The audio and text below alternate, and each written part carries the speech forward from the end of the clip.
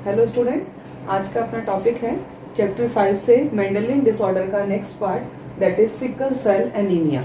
अभी तक हमने मेंडेलियन डिसऑर्डर में कलर ब्लाइंडनेस और हीमोफीलिया पढ़ा था। आज हम पढ़ेंगे अबाउट सिकल सेल एनीमिया। तो सबसे पहले कि ये सेक्स लिंक रिसेसिव डिसऑर्डर है या डोमिनेंट है या ऑटोसोमल है।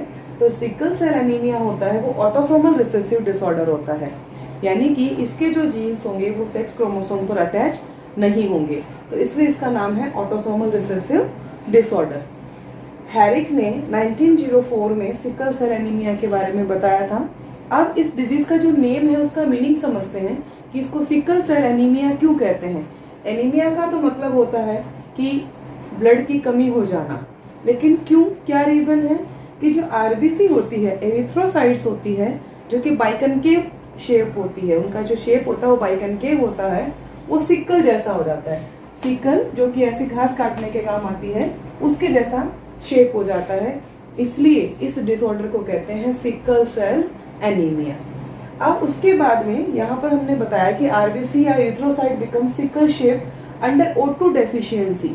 जब ऑक्सीजन की डेफिशिएंसी होती है तब जो आरबीसी या एरिथ्रोसाइट्स होती है वो अपना शेप मॉडिफाई कर लेती है, वो सिकल सेल टाइप बन जाती है।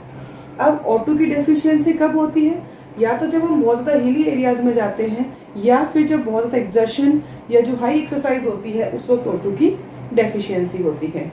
अब उसके बाद है कि कारण क्या है इसका। हमने ये कह दिया कि डिजीज का मीनिंग तो ये है कि इसमें आरबीसी का सिकल सेल बन जाना, सिकल जैसी बन जाती है। Caused by the formation of HbS means जो हीमोग्लोबिन होता है, नॉर्मल हीमोग्लोबिन को हम लिखते हैं HbA। जो नॉर्मल हीमोग्लोबिन है उसका जो जीन होता है वो इस फॉर्मेट से रिप्रेजेंट किया जाता है। लेकिन यहाँ पर जब ये सिकल सेल एनीमिया होता है तो जो हीमोग्लोबिन का फॉर्मेशन होता है वो अबनॉर्मल होता है और उसको हम रिप्रेजेंट करते हैं HbS से।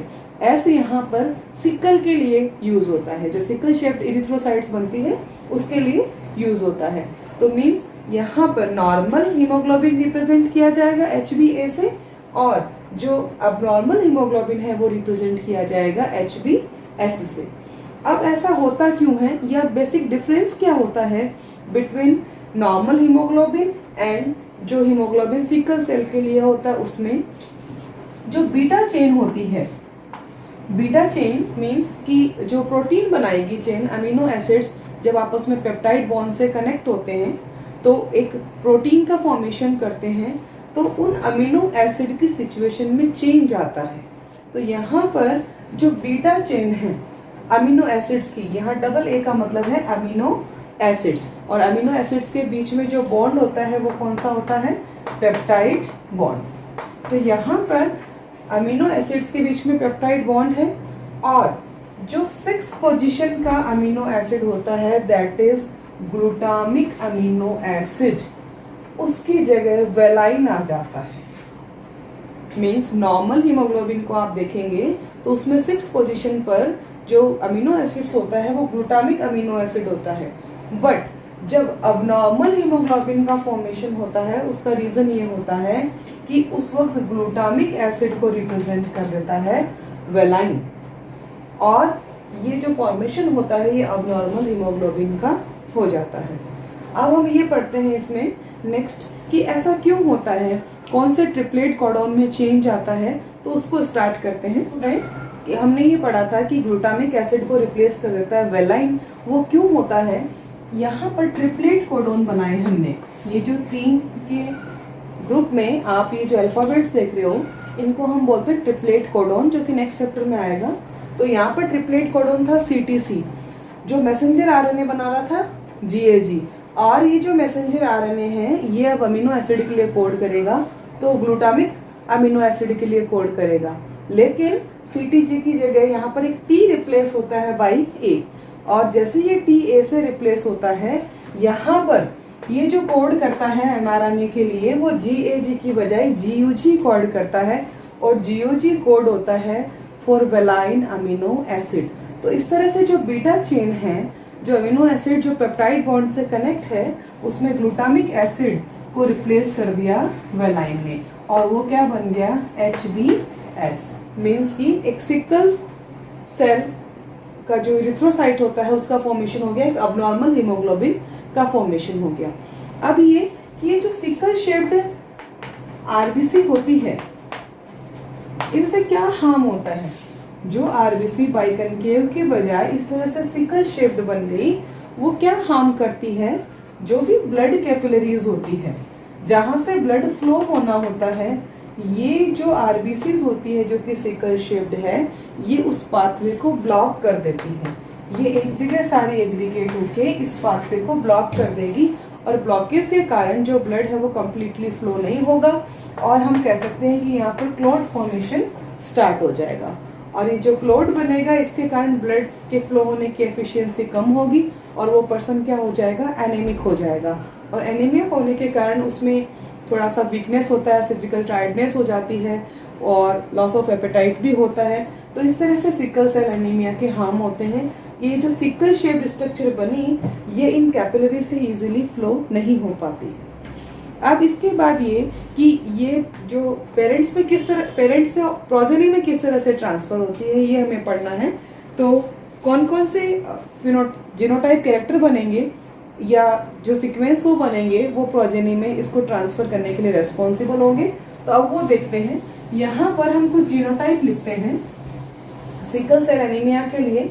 जैसे एक हमने लिखा HbA और HbA, HbS और HbS। थर्ड में लिखा HbA और HbS। मीन्स यहाँ पर ये भी होमोजाइगस है और ये भी होमोजाइगस है, लेकिन जो थर्ड वन है वो हेट्रोजाइगस होता है। ओके, अब यहाँ पर ये नॉर्मल है, ना ये सफरर है ना ही ये कैरियर है। यहाँ पर ये जो पर्सन होगा जिसमें दोनों ही अब नॉर्मल जीन आ जाएंगे, वो सफरर होगा, या हम कह सकते हैं कि वो अफेक्टेड होगा। और थर्ड वन, ये जो कैटेगरी बनती है जिसमें एक नॉर्मल जीन है जिसके ऊपर सिकल सेल का ये जीन नहीं होता है। ओके, तो यहाँ पर ये सफरर नहीं होगा, ये कैरियर होगा, क्योंकि हमने कहा था ये ऑटोसोमल रिसेसिव डिसऑर्डर है। तो एक डोमिनेंट फैक्टर है, यानी ये नॉर्मल हीमोग्लोबिन है। ओके, और ये है सिकल सेल हीमोग्लोबिन, तो ये नॉर्मल वाला इसको इनहिबिट कर देगा, उसके कारण ये अपने आप को एक्सप्रेस नहीं करेगा, बट ये कैरियर हो जाएगा। जो भी ये मेल या फीमेल होगा वो इस कंडीशन में कैरियर बनेगा। और जब दोनों होमोजाइगस कंडीशन आती है, HbS और HbS की, ये भी होमोजाइगस है, ये भी होमोजाइगस, बट ये नॉर्मल जीन के लिए है और ये सिकल सेल जीन के लिए, तो यहाँ पर ये पर्सन क्या होगा? सफरर होगा। अब एक बात और कि ये जो सिकल सेल एनीमिया का जीन होता है, ये क्रोमोसोम नंबर 11 पर होता है। तो ये बात भी ध्यान रखनी है कि जीन होता है, इसकी लोकेशन कहाँ होती है? क्रोमोसोम नंबर 11 पर। अब कि जो प्रोजेनी होती है वो कैसे बनती है, कि प्रोजेनी में सिकल सेल एनीमिया कब ट्रांसफर होता है, इसके लिए कंडीशन है कि बोथ पेरेंट्स आर हेट्रोजाइगस और वी कैन से कैरियर, दोनों ही कैरियर होंगे, तब आने वाली प्रोजेनी में सिकल सेल एनीमिया से सफरर प्रोजेनी होगी। अब यहाँ पर हमने ये लिखा HbA और HbS, इसका क्रॉस करवाया हमने HbA और HbS के साथ में। मीन्स यहाँ पर देखा जाए तो हेट्रोजाइगस है, both parents are heterozygous. Suppose ये फीमेल और ये मेल, दोनों ही हेट्रोजाइगस है और दोनों ही क्या है? कैरियर है, क्योंकि एक नॉर्मल जीन है और दूसरा सिकल सेल एनीमिया का जीन है, तो ये दोनों ही कैरियर हो गए।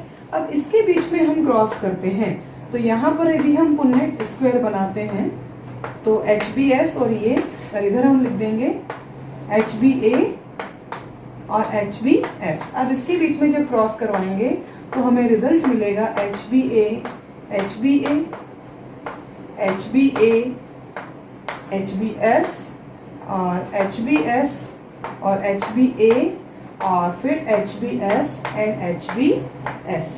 मीन्स हमने यदि दोनों कैरियर लिए, दोनों पेरेंट्स हमारे हेट्रोजाइगस फॉर्म में है और वो कैरियर हैं, तो जो प्रोजेनी का रिजल्ट होगा, यहाँ पर ये प्रोजेनी नॉर्मल होगी, क्योंकि इसके पास दोनों ही जो जीन है वो नॉर्मल हीमोग्लोबिन वाले हैं।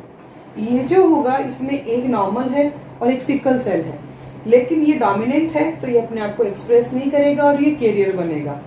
यहाँ पर ये जो कंडीशन आई इसमें ये भी कैरियर बनेगा, बट दिस वन, ये जो प्रोजेनी इसमें आई है जिसमें दोनों ही हीमोग्लोबिन सिकल सेल वाले आ गए हैं, तो ये पर्सन क्या होगा, सफर होगा, यानी इसको सिकल सेल एनीमिया हो जाएगा। ओके।